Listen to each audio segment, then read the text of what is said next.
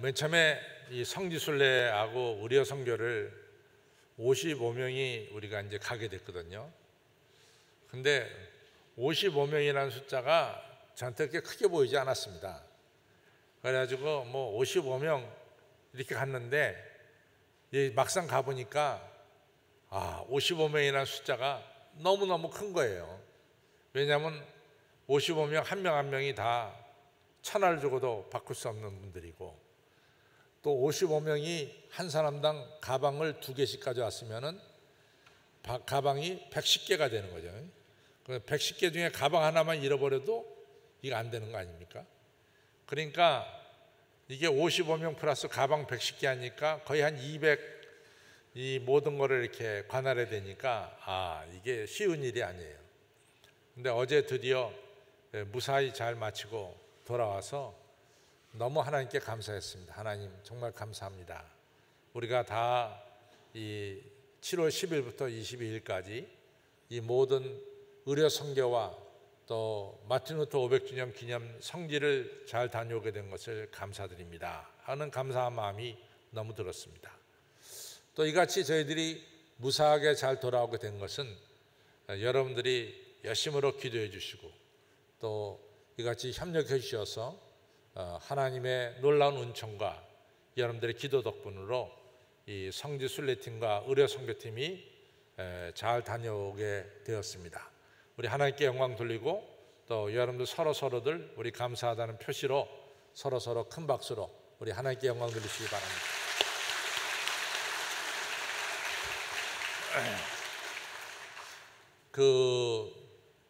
요번에 이제 의료 선교를 가서 여러분 아시다시피 오스트리아라고 하는 나라, 우리가 비엔나라고 하죠.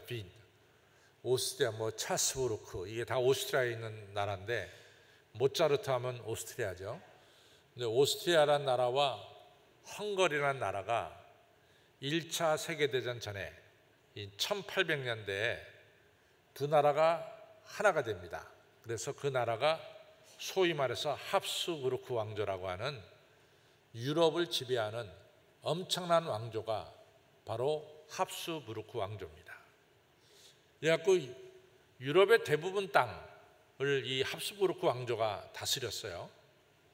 근데 알다시피 1차 세계대전 때 합스부르크 왕조가 연합군한테 패합니다. 그러면서 헝가리가 가지고 있던 많은 땅, 또 오스트리아가 가지고 있던 많은 땅들을 다 빼앗기게 되고, 지금의 오스트리아가 그렇게 큰 나라가 아니에요. 또 헝가리도 지금은 큰 나라가 아닙니다. 지금의 조그만 나라로 이같이 그 당시 승전 국가들이 영토를 확 줄여버렸어요. 이 영토가 줄여지니까 헝가리 사람들이 이 지금의 우크라이나 땅에 많이들 가 살았거든요. 근데 2차 대전 패배하고 나서 이 영토를 확 줄여버리니까 우크라이나에 살던 헝가리 사람들이 헝가리 지금의 땅으로 돌아가야 되는데 미처 돌아가지 못하고 남아서 살게 됩니다. 그렇게 되니까 사실은 여러 가지 곤란한 일이 많이 생겨요. 예를 들자면은 일본 사람들이 우리나라를 지배할 때 일본 사람들이 도대체 우리나라에 몇만 명이 와 살았는지 잘 모르겠어요. 10만 명이 와 살았는지 20만 명이 일본 사람들이 우리 조선 땅에 들어와 살았는지 그건 모르겠습니다. 근데 1945년에 일본이 패전 국가가 되고 나서 우리 한반도의 땅에 살고 있었던 일본인들이 거의 대부분 일본 땅으로 돌아갔습니다. 근데 우리가 만약에 일본 사람들이 일본으로 돌아가지 않고 이 조선 땅, 우리나라 땅, 한반도 땅에 계속 머물러 살고 있었다면은 우리나라 사람들이 그 일본 사람들을 어떻게 대했을까? 그걸 한번 좀 생각해 보세요. 아마 가만 놔두지 않았을 거예요.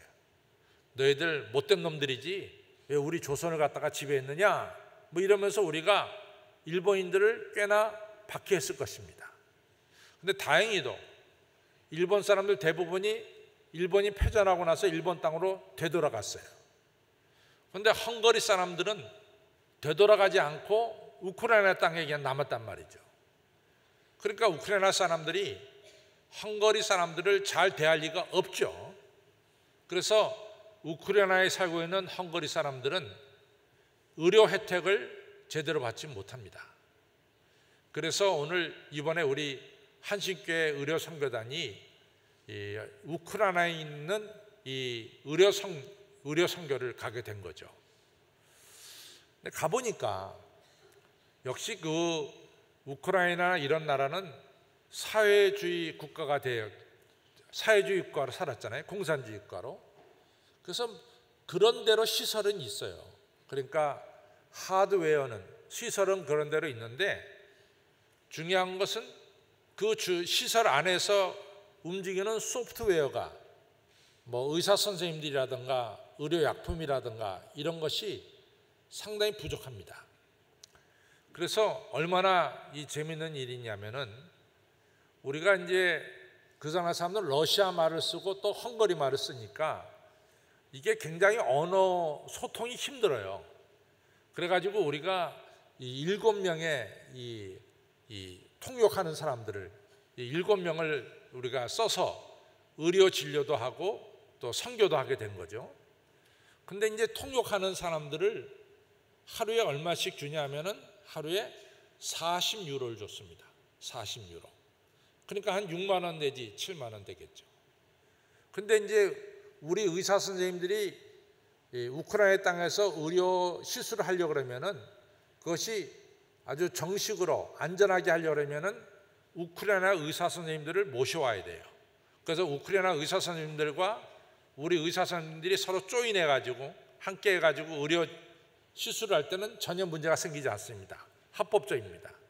그래서 우리가 우크라이나 의료 선생님들을 2분을 초빙을 하게 되죠. 그런데 이분들은 하루에 우리 의사 선생님들하고 같이 일할 때 얼마를 드리냐면 50유로를 드려요. 그러니까 통역하는 사람이 40유로 받고 의사 선생님이 50유로 받는다는 것은 이게 사회주의 국가에서나 있을 수 있는 일이죠. 그러니까 굉장히 의사 선생님들이 제대로 대접을 못 받고 있다. 왜냐하면 통역하는 사람들 학생들이니까 40유로는 큰 돈인데 의사 선생님들 50유로 받으면 적은 돈 아니에요. 그러니까 헝가리나 이런 우크라이나의 의사 선생님들은 거기에 남아있지 않고 영국이나 프랑스로 전부 다 가버리는 거예요. 영국이나 프랑스 가면은 다 제대로 의사 선생님들이 대접을 받잖아요. 자기 땅에서는 대접을 못 받으니까. 그러니까 병원에 있는데 의사 선생님이 없고 이런 데 가서 우리가 이 선교를 하게 됐습니다. 그런데 참 감사한 것은 여러분들 요번에 한 6건 내지 8건의 우리 수술이 있었는데 이 남자아이인데 말이죠. 남자아이인데 우리가 이제 발을 걷다 보면 우리가 이 뒤꿈치를 먼저 내리고 이렇게 앞꿈치로 가죠. 뒤꿈치를 내리고 우리 걷는 거 보면은 다 뒤꿈치 먼저 땅에 닿고 그다음에 자연스럽게 앞꿈치로 간단 말이죠. 그게 이제 정상적인 우리 발걸음이란 말이죠. 근데 거기 아이들 중에는 이게 뒤에 힘줄이 이게 뭉쳐가지고 이 발을 내릴 때 뒤꿈치를 못 내려요. 이게 뭉쳤으니까 이게 떴을 거 아니에요. 뒤가 이렇게 떴을 거 아니에요. 그리고 이제 앞꿈치로만 발을 내린단 말이죠.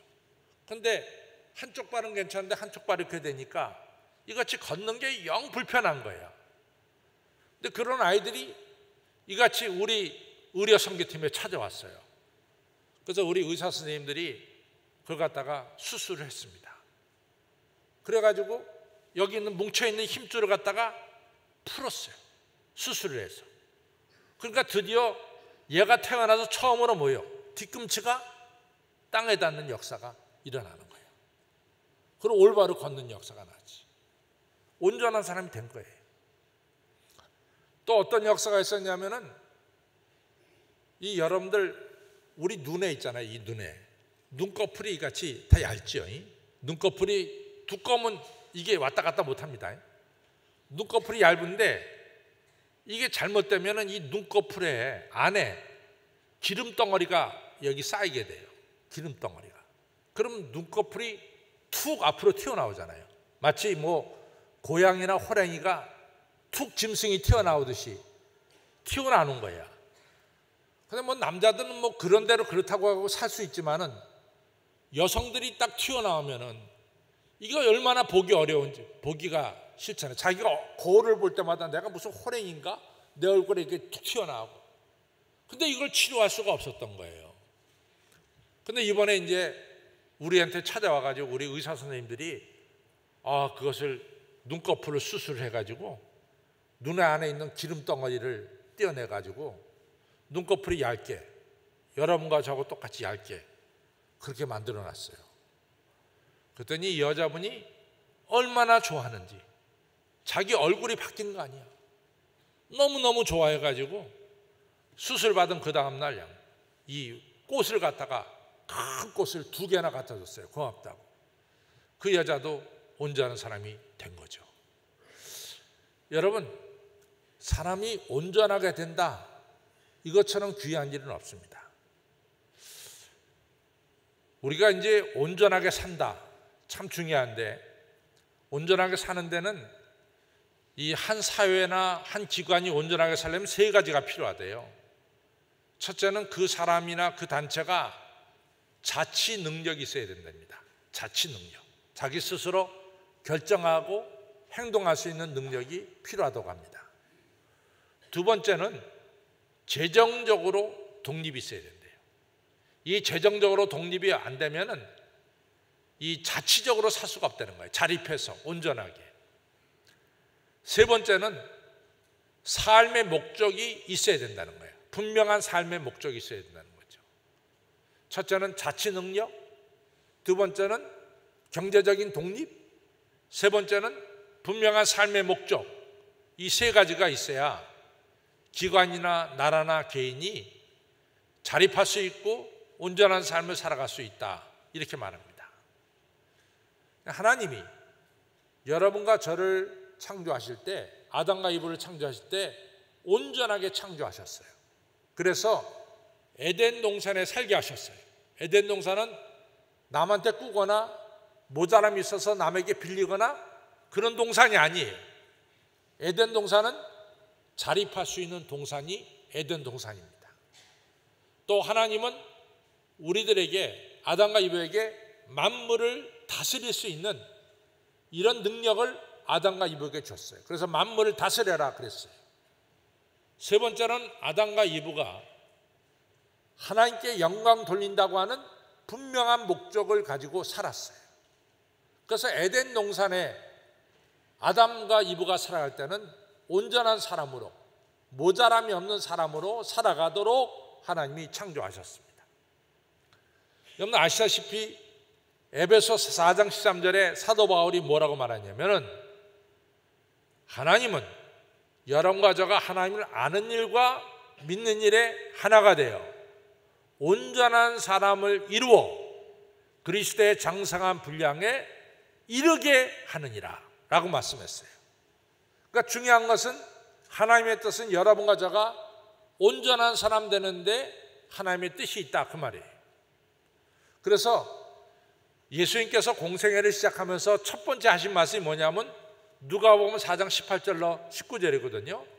주의 성령이 내게 임하셨으니 이는 가난한 자들에게 복음을 전하게 하시려고 내 머리에 기름을 부으시고 포로된 자에게 자유를, 눈먼 자에게 다시 보게 함을, 눌린 자를 자유케 함이라. 그러니까 예수님이 이 땅에 오셔서 하신 일의 중요한 목적이 뭐냐? 그것은 여러분과 저를 온전한 사람으로 온전한 삶을 살도록 하기 위해서 예수님이 이 땅에 오셨다는 거예요. 특별히 마지막 말씀에 내가 은혜를 선포하려 하노라 할 때 은혜는 뭐냐? 우리가 77이 49, 7년씩 7번, 77이 49, 49년, 그 다음 해가 50년, 신년입니다. 은혜는 신년을 가리켜요. 그래서 경제적으로 쪼들린 자, 빚진 자, 포로된 자, 이런 모든 사람들이 본래 하나님이 창조하신 창조의 목적대로 자유를 얻고 온전한 사람 되게 하려고 예수님께서 이 땅에 오셨다라고 하는 사실입니다. 오늘 설교의 제목이 뭡니까? 하나님의 선교죠. 오늘 설교의 제목이 뭐라고요? 하나님의 선교가 오늘 설교의 제목입니다. 그럼 하나님의 선교의 목적이 뭐냐? 그것은 온전한 사람이 되는 데 있습니다. 하나님의 선교의 목적은 여러분과 저가 온전한 사람 되는 데 있다, 그 말이에요. 그것이 선교의 목적입니다. 그래서 이스라엘 백성들이 애굽에서 430년 동안 노예 생활을 했어요. 그래서 하나님 뭐라고 말씀하냐면, 저들이 고통받는 것을 내가 보고 저들이 간역자들로부터 고통받아서 부르짖는 것을 내가 듣고 내가 저들의 우고를 알고 있다. 저들이 온전한 삶을 살지 못하고 포로된 자의 삶을 살고 있는 것을 내가 보고 알고 있다. 따라서 내가 저들을 이 온전한 삶을 살지 못하는 데서 이끌어내서 적과 꿀이 흐르는 땅에 이르게 하겠다. 다시 말해서 내가 저들을 온전한 삶을 살게 하기 위해서 모세를 보내서 저들을 해방시키겠다라고 말씀하고 있습니다. 이것이 하나님의 선교의 목적이에요. 하나님은 여러분과 저가 온전한 삶을 살기를 원하십니다. 여러분들 이제 마태복음 12장에 보면 뭐가 나오냐면은 예수님께서 회당에 들어가셨어요. 그랬더니 회당에 들었더니 한 사람이 한쪽 손이 말라가지고 딱 붙어 있어요. 얼마나 이 사람이 불편한지 몰라요. 여러분들, 사람이 자기가 좀 알아봐야 남들의 불편함을 좀 알더라고요. 어떤 청년이 이 다리가 부러져 가지고 병원에 입원해 있는데 아프다고 난리치니까 그 젊은 목사님이 찾아가서 그 청년에게 말하기를, 야, 다리 하나 부러져 가지고 뭐 그렇게 엄살을 떠냐. 그랬더니 그 청년이 하는 말이, 목사님 한번 부러져 보세요, 그러더래요. 그러니까 이 아픈 사람이 아픈 거는 사실 우리가 쉽게 생각하면 안 될 것 같아요. 저도 사실은 건강한 편이거든요. 근데 저도 사실은 50견을 모르고 사는 사람인데, 지금 나이까지. 근데 어느 날 갑자기 말이죠. 이 팔이 안 올라가, 위로. 지금은 올라가는데 이게 안 올라가는 거야, 팔이. 야, 이게 왜 이러냐 말이야. 안 올라가는 거야. 오려면 어떻게 아픈지 모르겠어요. 아파서 이게 왼쪽 팔을 못 움직이겠어요. 그러니까 이게 얼마나 불편하면 잠잘 때요, 이 사람이 왼쪽을 쳐다봤다가 오른쪽을 쳐다봤다가 왔다 갔다 하면 자야 되는데, 이쪽이 아프니까 이쪽은 건들질 못해. 한쪽으로만 자야 되는 거예요. 이게 지금 움직일 수 있는데도 아프면 그런데 한쪽 발이 딱 붙어 있으니까 얼마나 불편하겠어요. 그러니까 예수님이 너무 불쌍한 거야, 저 사람이. 그 여자분이거든요. 여자분이 너무 불쌍한 거야. 그러니까 예수님께서 그 사람을 쳐다보니까 거기 있는 종교 지도자들이 오늘이 안식일이니까 저 예수님이 또 안식일날 병 고치려고 하는가 보다. 병 고치면 저기 안식일 죄를 범하는 건데 한번 보자. 오늘 고치는 날에는 안식일 죄를 범했다고 예수를 고발하겠다. 뭐 이런 마음을 가지고 예수님 하는 행위를 보는 거예요. 예수님께서 그 사람들을 알았어요. 야, 이 사람들아, 너희들 집에 양이 있지? 너희들 집에 염소 있지? 너희들 다 나귀 가지고 있지? 너희 집 소유물인 양과 염소가 나귀가 안식일날 웅덩이에 빠졌다고 치자. 너희들 양과 염소와 나귀 너희가 소유하고 있는 거 안식일날 끄집어내, 안 끄집어내? 너희들 다 끄집어내지 않냐 말이야. 안식일에도 너희들의 양, 너희들의 염소, 너희들의 이 나귀들 다 끄집어내지 않느냐 말이야. 너 짐승도 끄집어내는데 말이지. 하나님의 사람이 오른팔이 말라가지고 비틀어가지고 있는데 저걸 어떻게 보고 그냥 지나가느냐 말이야. 저 사람을 온전케 하는 것이 하나님의 뜻이니라 그랬어요. 하나님은 여러분과 저를 온전케 하는 것이 하나님의 뜻이에요. 마태복음 8장에 보면 예수님께서 거라사 지방에 갔더니 귀신 들린 청년이 있는 거야. 다 사람 취급 안에 이 귀신 들린 청년은 무덤가에서 지내. 예수님께서 그 귀신 들린 청년을 고쳐주셨어요. 마가복음 5장에 그 청년이 온전케 되어 예수님 옆에 앉아 있느니라 그랬어요. 하나님과 하나님의 선교의 목적은 뭐냐? 여러분과 저가 온전케 되는데 하나님의 선교의 목적이 있는 거예요. 여러분, 오늘 이 거룩한 주일날 하나님은 여러분과 저를 온전케 하시기를 원하십니다. 우리가 온전케 되는 역사가 일어날 줄로 믿습니다. 저는 이 이사야 11장에 보면은 장차 하나님이 세우실 나라에 대해서 나오고 있어요. 11장을 펼쳐보면 장차 세우실 나라는 이리와 어린 양이 같이 놀고, 표범과 염소가 같이 놀고, 어린 송아지와 사자가 같이 놀며, 어린아이가 독사의 굴에 손을 넣어도 독사가 물지 않고, 그 큰 소나 이 사자가 어린아이 손에 이끌려 따라오는도다. 하나님은 온전한 세상, 평화로운 세상, 모든 사람들이 온전하게 살 수 있는 이런 세상을 만드신다라고 하는 사실을 이사야서가 말씀하고 있습니다. 하나님의 선교의 목적은 뭐냐? 여러분과 저가 온전한 사람 되는데 하나님의 선교의 목적이 있습니다.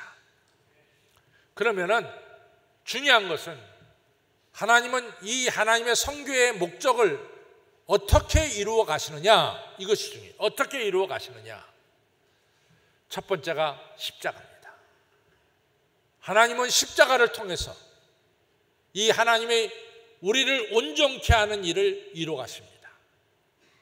사람은요, 죄가 있으면은 이 죄는 우리를 불편하게 만들어요. 죄는 우리의 삶의 모든 관계를 깨트리는 게 죄입니다. 잘 보세요. 아주 가까운 친구 사이에도 이 A란 친구가 B란 친구에게 뭔가 잘못했어요. 근데 그걸 갖다가 잘못한 일이 생겨나기 시작하면은 그 중마고 그 친구 A와 B 사이에 관계가 깨어져요. 죄는 특별하게 모든 관계를 깨트리는데 죄가 역사합니다. 아담과 이브가 죄를 범하니까 당장에 하나님과 아담과 사이에 관계가 깨어집니다. 아담과 이브 사이의 관계가 깨어집니다.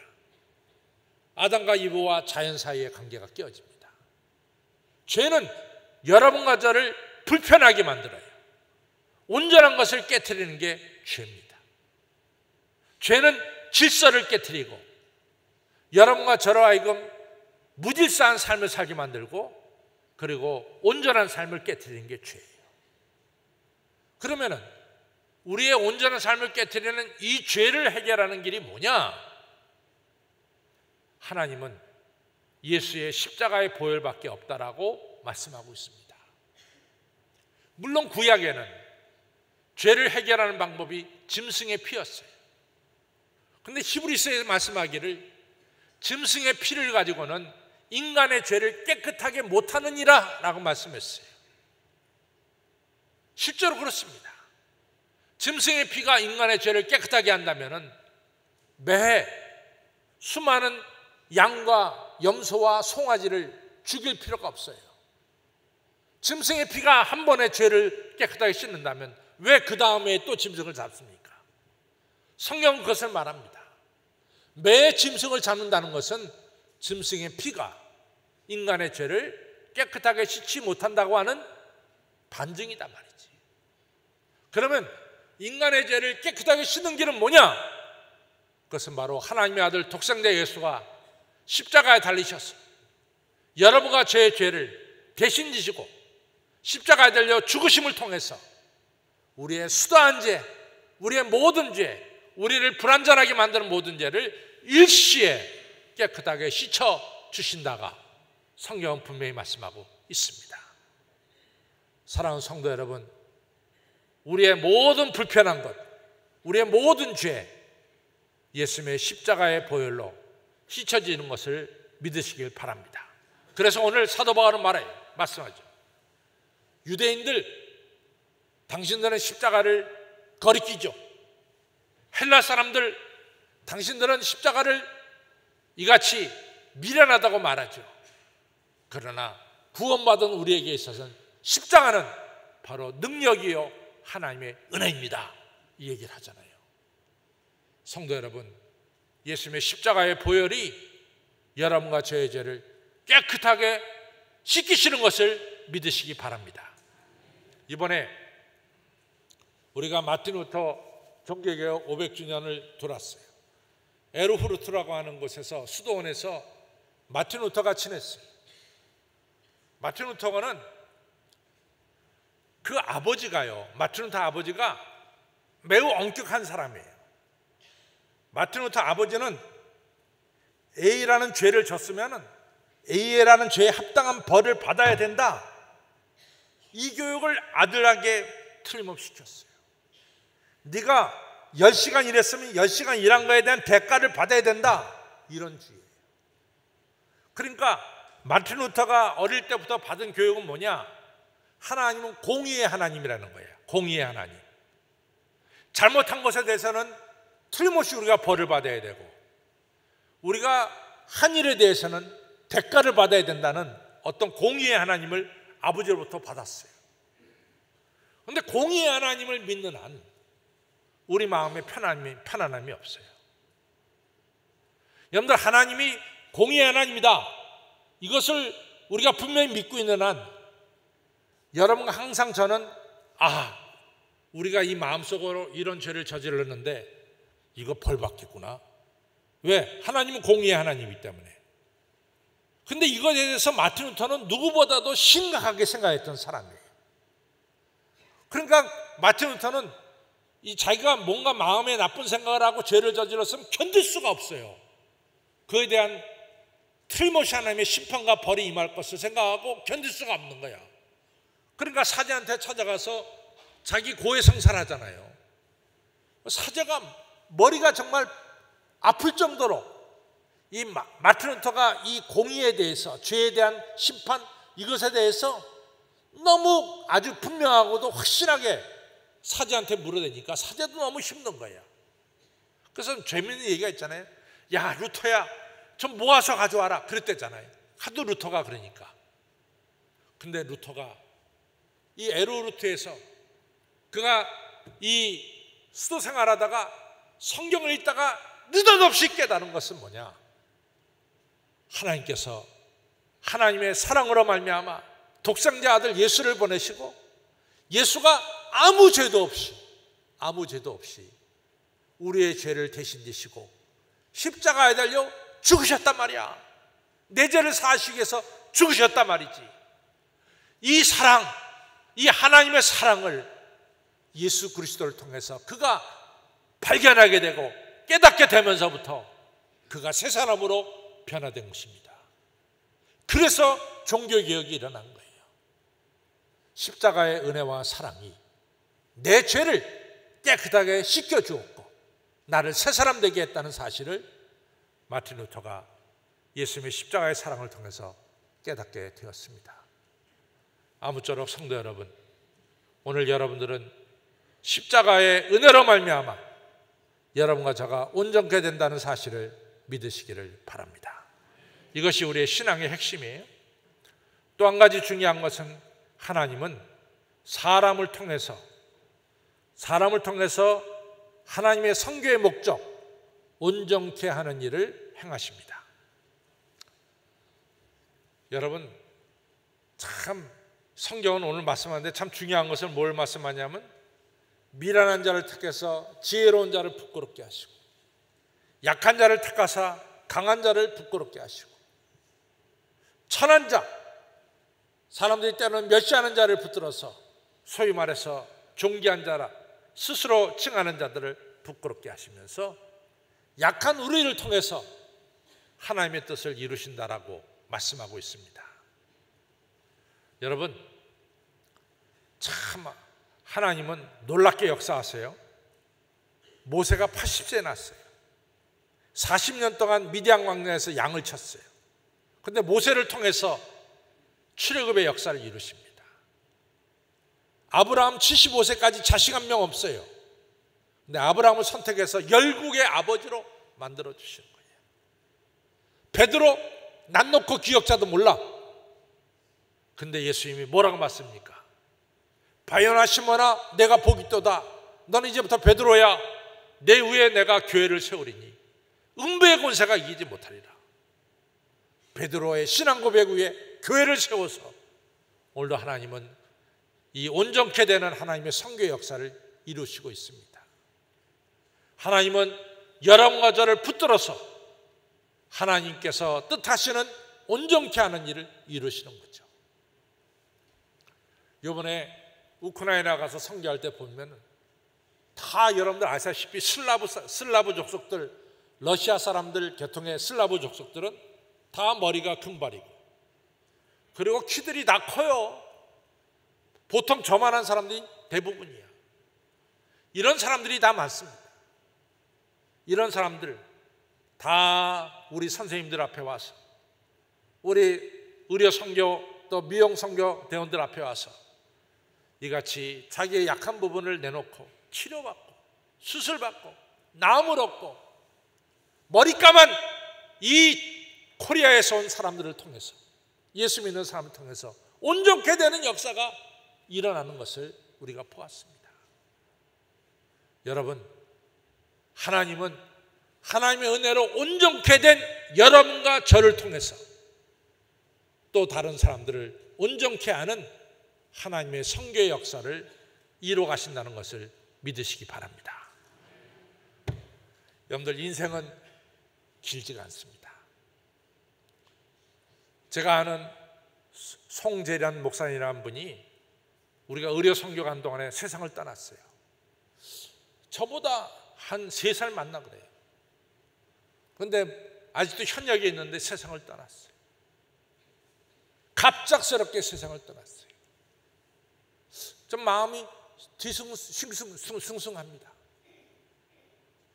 여러분들 우리가 얼마나 살는지 몰라. 여러분과 제가 사는 동안에 우리는 하나님의 선교의 도구로 쓰임받아야 될 줄로 믿습니다. 예수님의 보혈로 내가 온전케 되고 또 온전케 된 여러분과 저는 또 다른 사람을 온전케 하는 하나님의 선교의 역사에 동참하는 여러분과 저가 되어야 될 줄로 믿습니다. 하나님의 선교의 역사가 이루어지는 장소가 어디냐? 첫째는 교회예요. 이 교회를 통해서 온전케 되는 역사가 일어나고 있습니다. 사도행전 2장에 보면은 그때 많은 사람들이 이같이 함께 모여서 사도의 가르침을 받고 그 다음에 성찬식을 행하고 함께 기도하면서 수많은 병자가 치유받고 온전케 되는 역사가 일어났습니다. 성도 여러분, 오늘날 여러분과 제가 부족한 것이 있다면 오늘 교회에 나와서 기도하시고 예배를 드리시고 그런 가운데 예수님 만나셔서 온전케 되는 역사를 체험하시기를 바랍니다. 하나님 오늘도 교회를 통해서 온전케 하는 역사를 이루어가세요. 예수님이 부활승천하시고 나서 예수님이 계실 때는 예수님이 직접 온전케 했는데 예수님 부활승천하시고 나서 성령님을 보내서 교회를 세웠습니다. 예수님의 피로 값주고 사신 이 교회를 통해서 하나님은 온전케 되는 역사를 이루어 가심을 믿으시길 바랍니다. 따라서 온전케 되기를 원하시는 분들은 다 한결같이 어디요? 하나님의 교회에 나와서 예수님 만나시고 온전케 되기를 바랍니다. 또 중요한 것은 여러분과 저가 주 안에서 온전케 되고 또 다른 사람을 온전케 하려면은 우리 주님이 주신 십자가 지고 나가시기를 바랍니다. 참 중요한 거예요. 이 칼 지브라인이라고 하는 사람이 제가 언젠가도 얘기했지만은 이 구레네 시몬에 대해서 썼어요. 구레네 시몬이 이 예수님의 십자가를 대신 진 사람 아니에요? 십자가는 정말로 창피스러운 것이 십자가고 아주 이 악한 죄인이 지는 것이 십자가입니다. 치욕스러운 게 십자가죠. 그래서 이 구레네 시몬에게 너 십자가 만약에 또다시 질 기회가 있다면 너 지겠냐? 그랬더니 이 구레네 시몬이 말하기를 네, 저는 10번이고 다시 지겠습니다. 물어본 사람이 깜짝 놀랐어. 아니, 저 십자가는 이 지옥스러운 십자가고 죄인들이 지는 십자가인데 왜 너는 지겠다 그러냐? 구레네 시몬이 말합니다. 제가 예루살렘에 순례 왔다가 느닷없이 예수님의 십자가를 대신 지게 됐습니다. 그때 너무나 창피스럽고 치욕스럽고 십자가 너무 무거웠습니다. 십자가를 등에 지고 일어나려고 할 때 너무 힘들었습니다. 그때 누군가 내 등에다가 손을 댔습니다. 뒤를 돌아다 보니까 피 흘리고 계신 예수님이 내 등 뒤에 손을 댔습니다. 그 다음부터는 마치 내 등에 날개가 달린 듯이 십자가가 가볍고, 그리고 십자가가 나에게 기쁨을 주었고 내 마음속에 평안을 줬습니다. 저는 지금도 십자가 지고 하는 동안 주님의 능력의 손이 내 등에 있음을 저는 느낍니다.